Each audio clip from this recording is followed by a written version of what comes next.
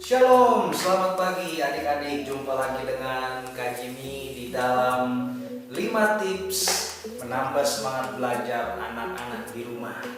Dan kita sudah sampai poin keempat. Apa itu poin keempatnya? Dan kemana-mana tetap di SCC Kids.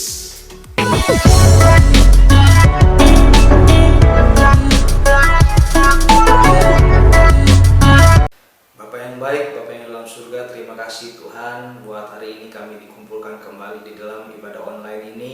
Kami percaya walaupun kami di tempat yang berbeda, tapi kami bersatu Tuhan di dalam ibadah online ini. Kami mau mendengarkan kebenaran dari firman Tuhan. Dan biarlah Tuhan berikan kami hati yang rendah dan lembut untuk menyambut firman-Mu dengan sukacita. Karena firman-Mu adalah kebenaran yang memerdekakan kami. Di dalam nama Tuhan Yesus kami berdoa ucap syukur. Haleluya Tuhan. Amin. Poin keempat dari 5 tips menambah semangat belajar anak-anak adalah berikan kegiatan ekskul sederhana. Berikan kegiatan ekstrakurikuler sederhana di rumah, ya. Nah, di dalam Amsal 8 ayat 12 dikatakan demikian, "Aku hikmat tinggal bersama-sama dengan kecerdasan, dan aku mendapat pengetahuan dan kebijaksanaan."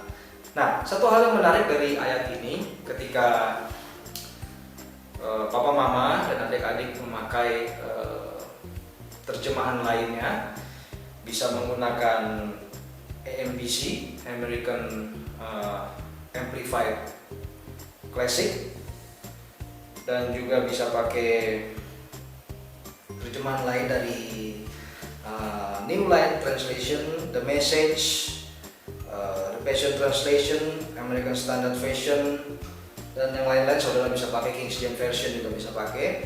Saudara akan menemukan bahwa hikmat atau yang kita sebut dengan wisdom itu diberikan keterangan from God atau godly, ya. Jadi wisdom itu from God atau godly. Jadi hikmat itu dari Tuhan. Hikmat itu sifatnya Tuhan, ya. Nah, kita suka kalau anak-anak kita bisa menjadi seorang yang penuh hikmat. Ya, kita suka sekali. Tapi tahukah saudara, hikmat itu datangnya dari mana? Maka jawabannya seperti yang tadi sudah kita bahas. Hikmat dari Tuhan, ya.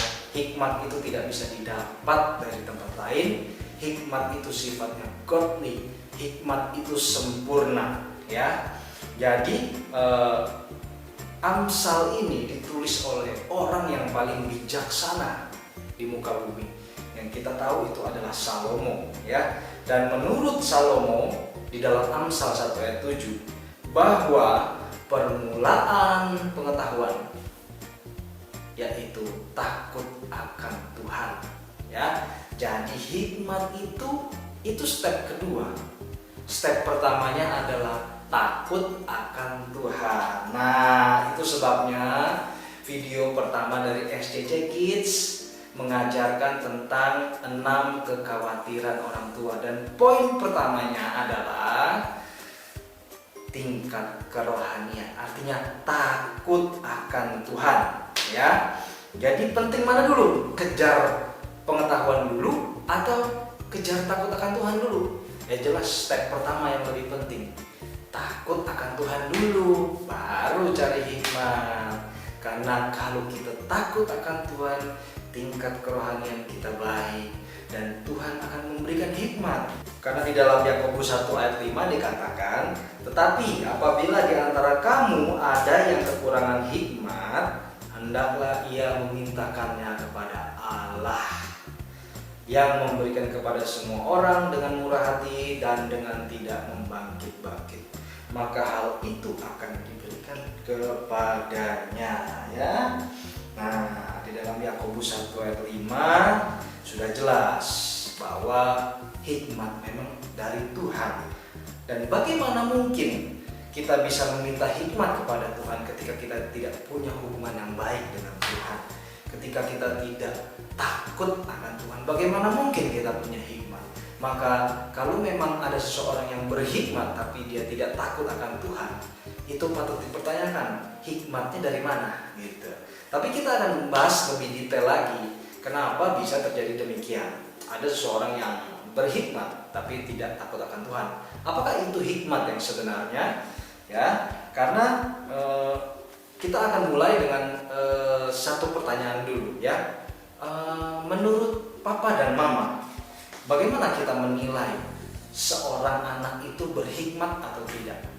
Ya, apakah dari nilai akademiknya saja atau bagaimana? Bagaimana kalau nilai akademiknya tidak kuat? Apakah dia dinyatakan tidak berhikmat? Nah, di sini yang harus diperdalam bahwa setiap anak itu berbeda ketajamannya. Memang nilai akademik kita perlukan, tapi juga jangan menutup mata terhadap ketajaman anak-anak kita di area lain, di luar akademik, ya. Karena menurut firman Tuhan, berhikmat itu bukan hanya pintar secara pengetahuan, tapi berhikmat itu pertama dimulai dari takut akan Tuhan, tapi berhikmat itu harus dipenuhi oleh 3 unsur. Ya. Apa itu unsur-unsur yang memenuhi hikmat? Di dalam Amsal 8 ayat 12 tadi kita sudah baca di awal bahwa hikmat itu terdiri dari 3 unsur, yaitu kecerdasan, pengetahuan, dan kebijaksanaan.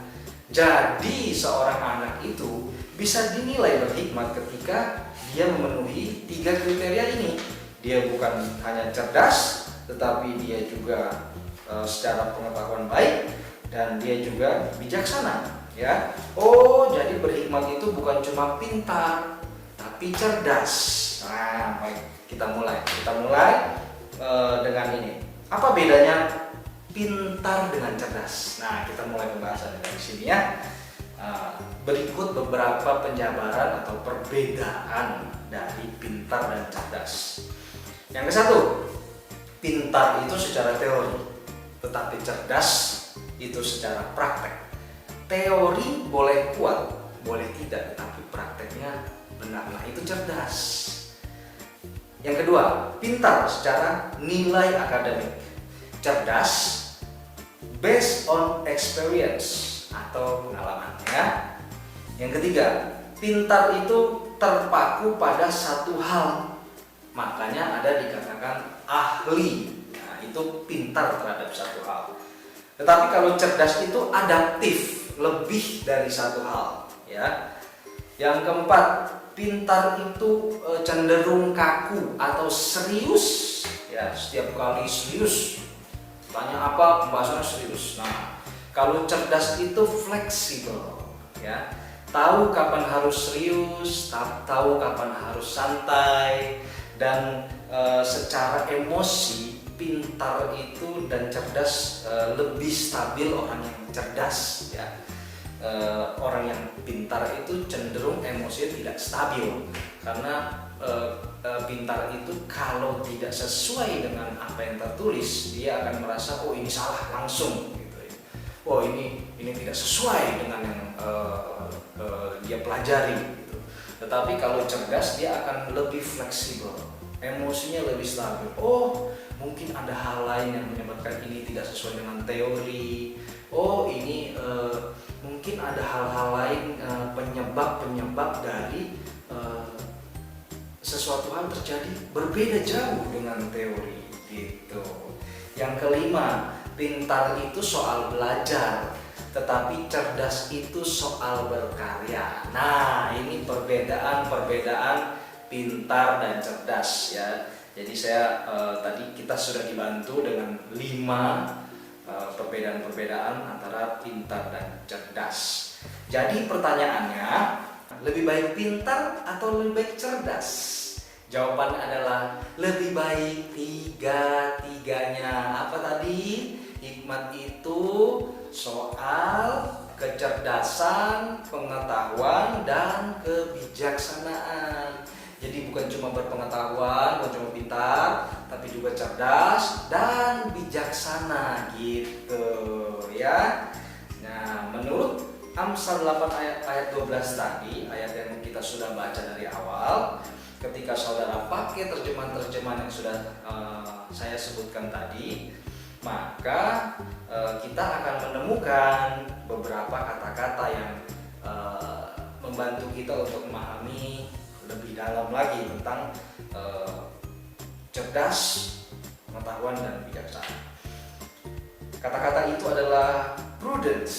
Prudence itu artinya, ini yang pertama ya, kata-katanya adalah prudence. Prudence itu berbicara tentang bertindak hati-hati atau pertimbangan. Ini menyangkut keputusan ya. Seperti kita tahu Yosua 1 ayat 8, demikian firman Tuhan, janganlah engkau lupa memperkatakan kitab Taurat ini, tetapi renungkanlah itu siang dan malam, supaya engkau bertindak hati-hati sesuai dengan segala yang tertulis di dalamnya. Sebab dengan demikian perjalananmu akan berhasil dan engkau akan beruntung ya.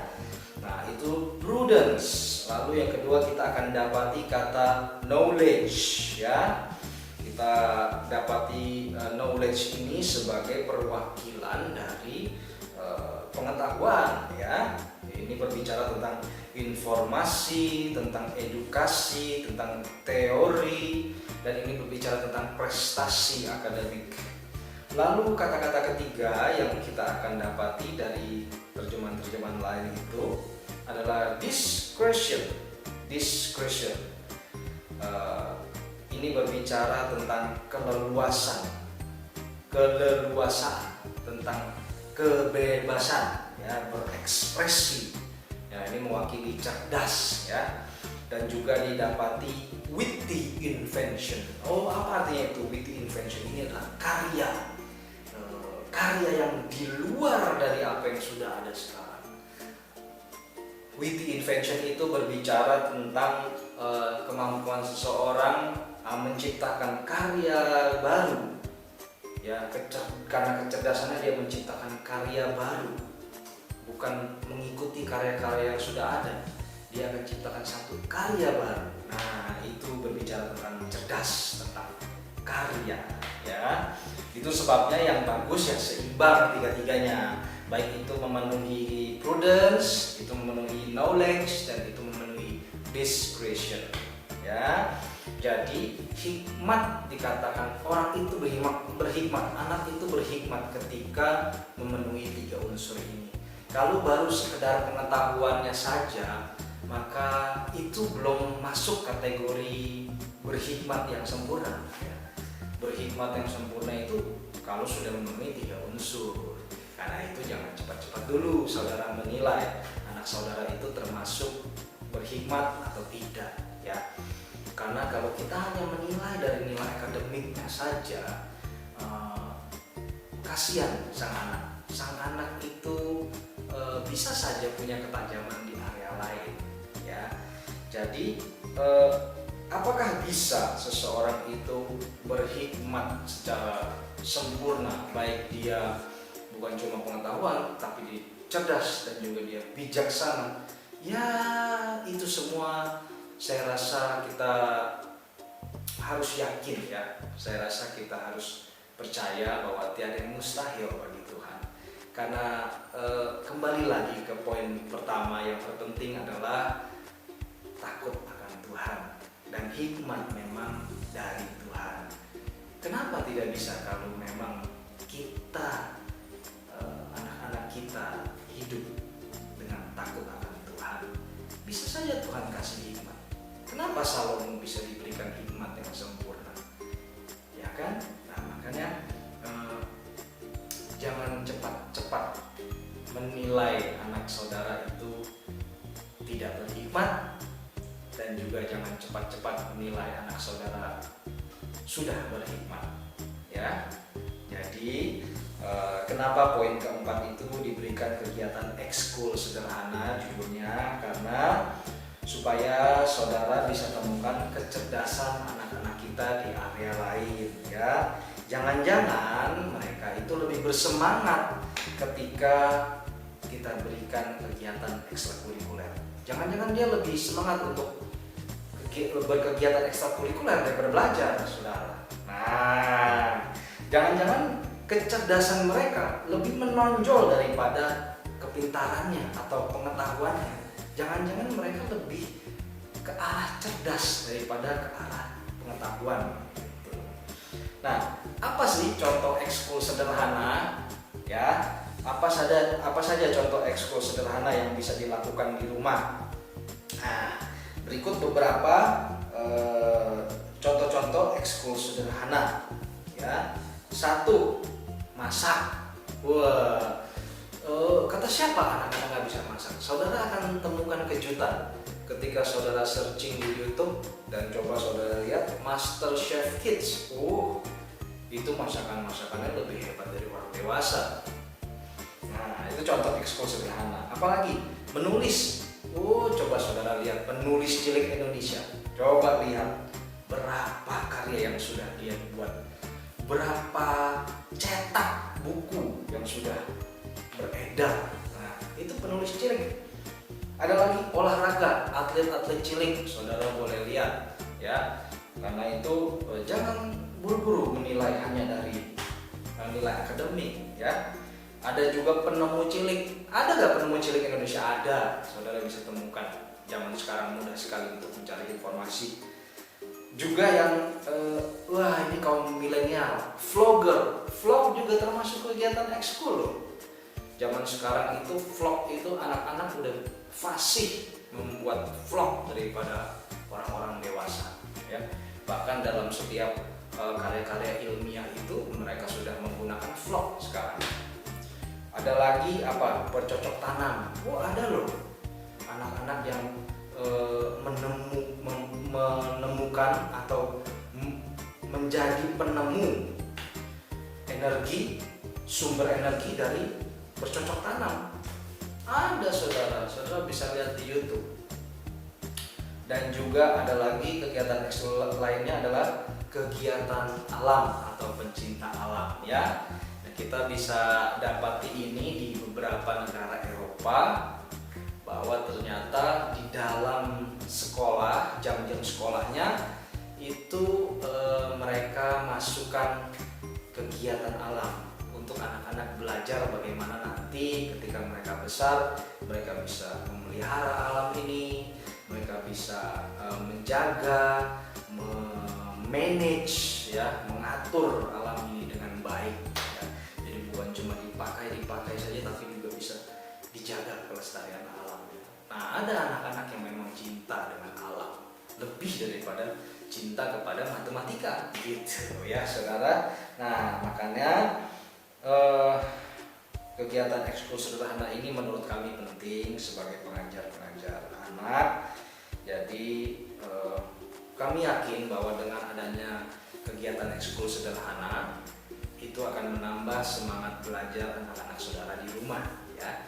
Jadi mereka tidak hanya dibebani dengan pengetahuan secara akademik, tapi mereka juga bisa mengembangkan kecerdasannya lewat ekstrakurikuler sederhana. Oke, sampai di sini pembahasan dari poin keempat, dan saya bersukacita sekali saudara, papa mama dan adik-adik masih mengikuti pengajaran ini ya. 5 tips yang menambah semangat belajar anak-anak di rumah ya. Nah, kita akan tutup dalam doa. Tuhan, terima kasih buat kebenaran firman-Mu yang sudah dibagikan pagi hari ini. Kami mau belajar Tuhan untuk mempraktekannya, bukan hanya menjadi pendengar yang baik, tetapi juga menjadi pelaku firman Tuhan. Roh Kudus, tuntun kami dan mampukan kami untuk kami bisa melakukannya sesuai dengan firman-Mu Tuhan. Terima kasih Tuhan Yesus, berkati teman-teman kami dimanapun mereka berada, biar semua dalam keadaan yang baik, yang sehat, keluarganya semua baik-baik, papa mama semua dalam keadaan baik dan diberkati Tuhan. Terima kasih Tuhan Yesus, dan kami rindu pertemukan kami kembali di jam-jam ibadah online ini Tuhan. Di dalam nama Tuhan Yesus kami berdoa dan ucap syukur. Haleluya Tuhan. Amin. Oke, terima kasih sudah mengikuti ibadah online dari SCC Kids. Jangan lupa juga kita ada ibadah raya setiap hari Minggu jam 11 siang sampai selesai yang akan dibawakan oleh gembala kita, Pastor Nathanael Taraung, yang biasa kita sebut juga dengan Papi rohani kita. Dan jangan lupa untuk berikan tanda suka, berikan komentar, berlangganan channel ini, dan nyalakan lonceng pemberitahuan. Sampai jumpa di video berikutnya. Tuhan Yesus memberkati.